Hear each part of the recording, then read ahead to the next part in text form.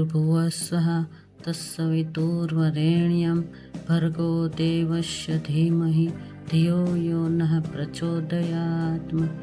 જો અત્યારે હું છે ને નીચે બેસીને પાણી પીવું છું, ત્યારે ગાયત્રી મંત્રથી શરૂઆતની શુભ શરૂઆત ચાલુ કરી ગઈ।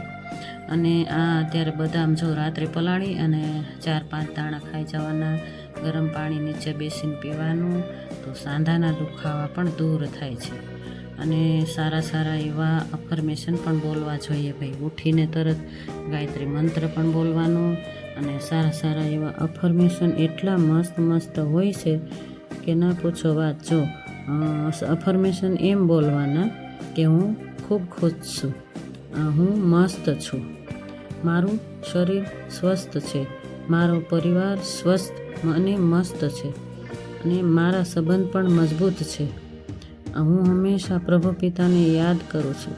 પ્રભુ પિતાની ધ્યાનમાં બેહીને ત્યારે એટલા મસ્ત મસ્ત અફર્મેશન બોલવાના, અને બ્રહ્માંડમાં ગુંજી જાય એવી રીતે આંખ બંધ કરી અને એટલા પ્રભુ પિતાને બોલાવવાના ઘરે કે આવો અને તમે મને શક્તિ ભરો। જો મને આવડે ને એવું મેં તમને કીધું, બરાબર છે? આ તમે જોઈ શકો છો। અને આપણે છે ને આપણે આ છે ને પૈડું થઈ ગયું, એક ગાડીનું પૈડું। આ જીવન છે ને એ ગાડીના પૈડા જેવું છે, કારણ કે આ એક પૈડું આડાવડું હાલતું હોય ને, એક પૈડું ખડી જાય ને તો આપણું કાંઈ રહે નહીં, કેમ કે અત્યારે છે ને હાલતા ને ચાલતા કાંઈ ને કાંઈ થઈ જવાની શક્યતા પણ રહે છે ભાઈ, જોઈ શકો છો તમે।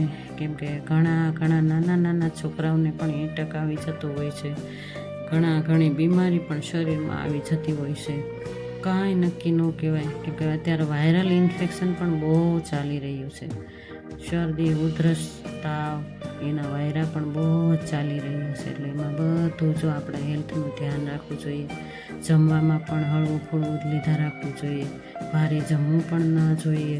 તમે જોઈ શકો છો ને, હું સવારે ઉઠી હોઉં 4:30 ઉઠી હોઉં કે 4 વાગે ઉઠી હોઉં, ત્યારથી તો છેક 9 વાગ્યા સુધી મારે બધું આવું જ હાલતું હોય। ઘરકામમાં મારે લગભગ 2-3 કલાક તો ઘરકામમાં, ઘર સાફ કરવામાં આવું થઈ જતું હોય છે। એટલે એક્સરસાઇઝ કરી લઉં પહેલાં હું આત્માને ખોરાક દઈ દઉં, પછી મારા શરીરને ખોરાક આપું, અને પછી હું ઘરકામમાં લાગી જાઉં ભાઈ।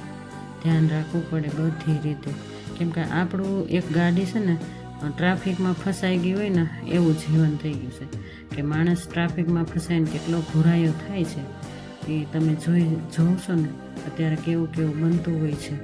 અને હાલતા ચાલતા માણસોને કંઈ ને કંઈ થવાનું કાંઈ ભરોસો નથી શરીરનો ભાઈ, શરીરના કોઈ ભરોસા નથી। એટલે પ્રભુ પિતાને યાદ કરી સવારમાં